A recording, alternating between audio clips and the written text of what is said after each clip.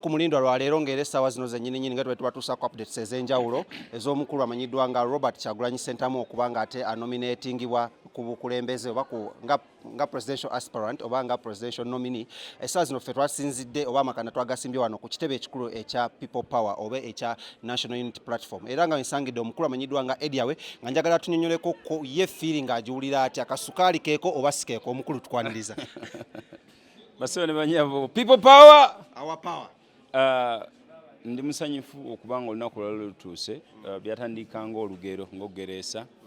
I think ne yali akitaddemu obuufu yennyini Kyagulanyi Robert Ssentamu yaga nti wenninya n'atuuka ku lukalu naye kalayika olukalu atandise okukola ki okuluwulira ng'alinnye mu mazzi. Kaakati bw'abanga tukkiriza Mukama nti ebyokuwandiisa process agirimu era agenda giyitamu bulungi.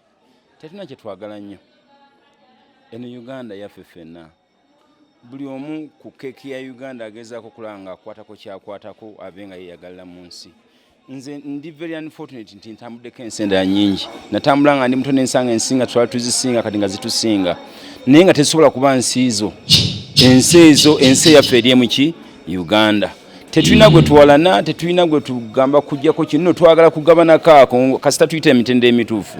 Bannayuganda abasinga obungi be basalawo ani abo abakulembera betunoonya abo bokka. Twagaliza muto wange mukulembeze wano wa People Power Kyagulanyi Robert Ssentamu ayite mu lunaku luno abe nga atongozebwa ate akampeininge ng'ali mu mateeka nga presidential candidate. Kati abadde aspirant ye. Tulabye abantu bangi nnyo nga abamu tebabakkiriza na kubanga batuuka wano ku kitebe. Embeera eno ogyogerako ki? Yakutetenkanya. Olaba kati Fedda twateganga emmese ng'omanyi nti likulyayo akamasi n'okateka bw'oti nazo zaakyusa ziyita eri. Bw'oba ng'olina ky'oyagala oyiiya amagezi gonna n'obanga okifuna. Bannayuganda mbazzaamu amaanyi, tetugenda kufuna bintu ku silver plate, kijja kuba kutoba na kulemerako. Tulabyeko ko ambulance ebadde egambye okuba muno yebadde etambulira ku konvoyi y'omukulu Kyagulanyi ng'ekubiddwa endabirwamu y'omu maaso nga eyatise. Ekigambye okuba bigambwa mbu poliisi yekubye emmotoka eno essasi. Kino kyogerako ki ngammwe? Of course bajja kola ebintu bingi naye awo sibadde ku siini eyo ne bwe kibanga kibadde bwe kiri very unfortunate. Yes. Kati mbeera otumala wano mukolo kyogenda okuddako ng'omukulu amaze okunominatingibwa. Katulabe oluganda lwe lugenda naye okunominatinga kwe kukulu then wano kye kitebe tusuubire nti nno Katonda n'atusobozesa nituuka wano mirembe omukolo olunaku ne lugwa bulungi. Ebigambo ebisemba eri bannayuganda bakola ku basebo ne banyabo mbajjukiza nti abantu bajja ku kitebe wano okusinga okunoonya obululu. Nze najjawo nga saddaaka nti nemena kwesimbawo.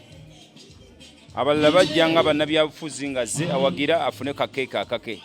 Alisi n'afuna keeke eyo Uganda ng'emaze okukyuka. Tulwane Uganda esooka ekyuka tulyoka tufune ebiddako. Mwebale nnyo. Tweyanza nnyo omukulu amanyiddwa nga Eddy Yawe era nga twagala obeebaza mwenna bakyatugobera. Nkyali wano crew yange ntambula n'abantu bangi nnyo okuli omukulu amanyiddwa nga Zanda ku kamera ate nga ne Makona yabuli wano ng'era foot soldier fokola muno buli kimu tukikwasaganya. Kati tukyagenda maaso katwetololemuko katono tulaye nga tufuna abakulu abalala bangi nnyo naye nga side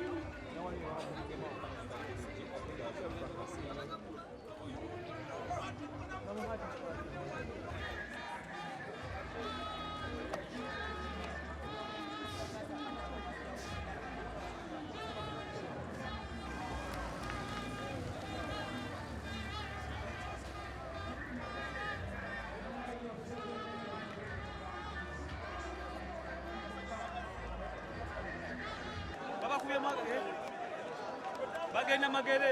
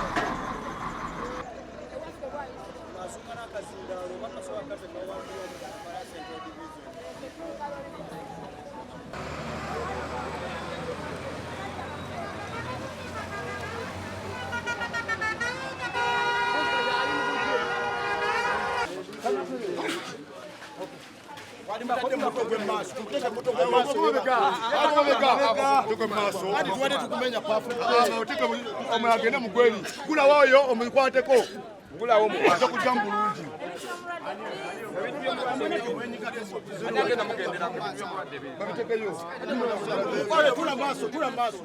Toyongera mu tumula na mabega.